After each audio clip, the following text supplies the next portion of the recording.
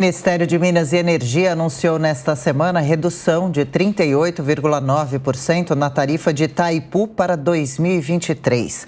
A nova tarifa reflete a redução do serviço da dívida da usina e do custo unitário dos serviços de eletricidade.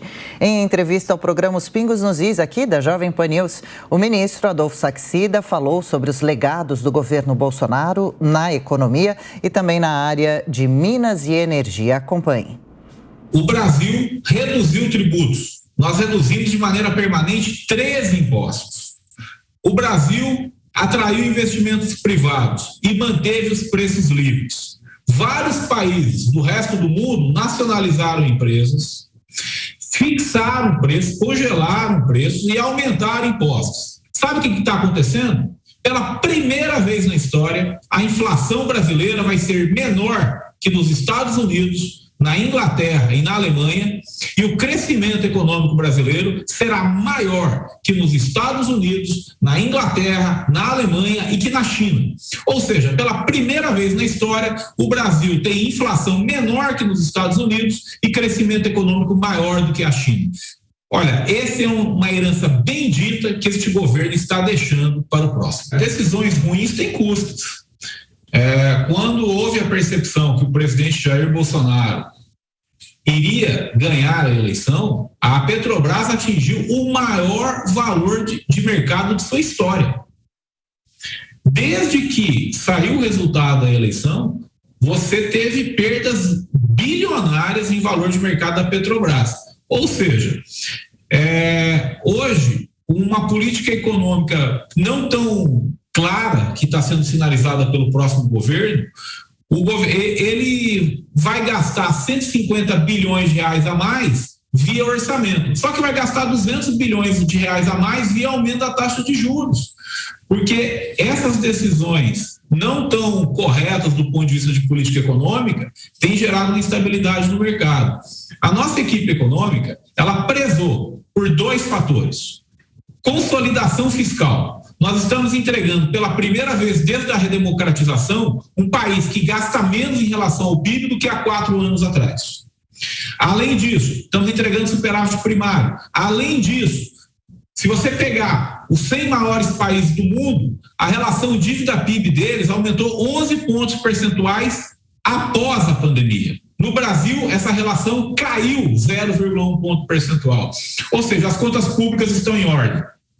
Além disso, nós adotamos uma série de novos marcos legais que aumentam a segurança jurídica e atraem investimento privado. Então, você tem autonomia do Banco Central, nova lei cambial, nova lei do gás, nova lei de ferrovia, nova lei de cabotagem, novo marco de securitização. Você tem várias novas leis trazendo investimento privado para o Brasil que já garantiram investimentos contratados de R$1 trilhão nos próximos 10 anos. Isso é dinheiro entrando no nosso país. Então, a recomendação que eu dou é: vamos insistir no que está dando certo. Vamos manter o lado fiscal sob controle e vamos insistir na melhora dos marcos legais. E vamos parar com fake news. Um país cresce quando você mantém boas práticas e corrige práticas equivocadas.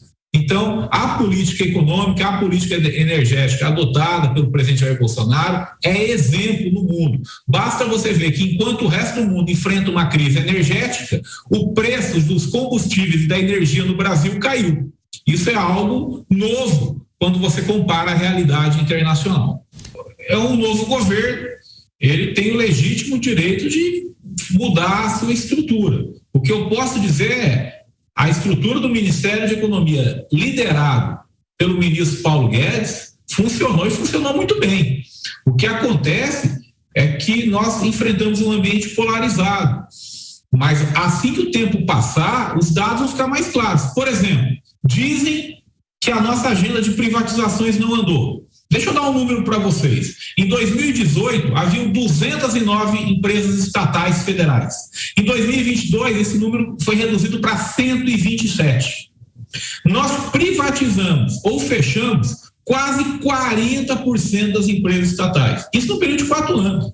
Como é que você diz que uma agenda dessa não evoluiu? Outro número, em 2015, o mercado de capitais brasileiro era de 122 milhões de reais. hoje é de 596 milhões de reais. Nós multiplicamos por mais de 3 no mercado de capitais. Quando você olha o número de pessoas físicas que investem na Bolsa de Valores, esse número multiplicou por 6 nos últimos anos. Isso mostra o quê? Uma estratégia nossa de fortalecimento do mercado de crédito, do mercado de seguro, do mercado de capitais, atraindo investimento privado e gerando emprego e renda para a sociedade brasileira. Por exemplo, a desestatização do crédito. Só para vocês terem uma ideia, o crédito hoje majoritariamente é fornecido por bancos privados via crédito livre, ao contrário do passado, que eram os bancos públicos. Então você não precisa de bancos públicos toda hora liderando o crédito. A nossa agenda do mercado de capitais já garante isso. Então, mais importante do que você voltar a uma estratégia de campeões nacionais é você insistir na nossa agenda de aprimoramento de marcos legais. Por exemplo, é fundamental aprovarmos o PL 4188, o novo marco de garantias. Esse novo marco de garantias vai multiplicar o mercado de capitais brasileiros por 10. Isso é algo incrível, que é o quê? É mais crédito com juros mais baratos para o pequeno e médio empreendedor conseguir tocar o seu negócio, gerando emprego e renda para a nossa sociedade. Pela primeira vez na história, a inflação brasileira é menor que a americana e o PIB cresce mais que na China. Pela primeira vez na história, temos 100 milhões de brasileiros trabalhando. Nós batemos o recorde de fluxo de comércio. É o maior movimento de abertura econômica dos últimos 30 anos. O investimento privado bate recordes. Então, nós tentamos comunicar. Temos que melhorar, claro, mas em parte também é porque esse ambiente polarizado, ele gera uma certa má vontade em alguns agentes. Por exemplo, começou o programa hoje, a Jovem Pan foi a primeira emissora a comunicar que ontem nós reduzimos em 38,9% a tarifa de energia cobrada por Itaipu. Se você pegar, havia 13 anos que não tinham redução na tarifa de Itaipu. Há 2 meses atrás nós reduzimos, ontem reduzimos novamente, reduziu em 43,9% a tarifa de Itaipu. Só a Jovem Pan anuncia. O Valor Econômico soltou uma notinha pequena. Então, tem um pouco de polarização também que prejudica. Mas com o passar do tempo, os números aparecem. Quase 40% das empresas estatais privatizadas ou fechadas. Recorde de fluxo de comércio, recorde de emprego, inflação menor que nos Estados Unidos.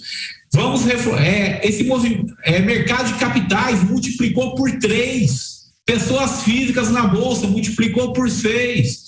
Tudo isso são legados que esse governo está deixando. Por exemplo, no setor de mineração, em junho, eu assinei um decreto importante sobre o lítio. Já tem empresa anunciando R$1 bilhão de investimento no Vale do Jequitinhonha, em Minas Gerais. Acabamos de aprovar a medida provisória que fortalece parceria público-privada na exploração de minerais, de alguns tipos de minerais. 2,5 bilhões de investimento em Santa Quitéria, no Ceará.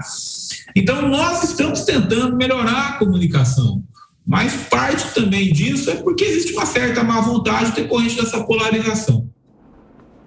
Aí a entrevista do ministro de Minas e Energia, Adolfo Saxida, aqui a Jovem Pan, e conosco nessa manhã, comentando as principais notícias do dia. Olá, Roberto Mota, a administração energética do país durante o governo Bolsonaro, as últimas providências do setor antes da posse de Lula, uma possível redução de até quase 10% na conta de energia, é ótima notícia. Qual sua avaliação? Bem-vindo. Bom dia, Adriana, bom dia, Tiago, bom dia, nossa audiência.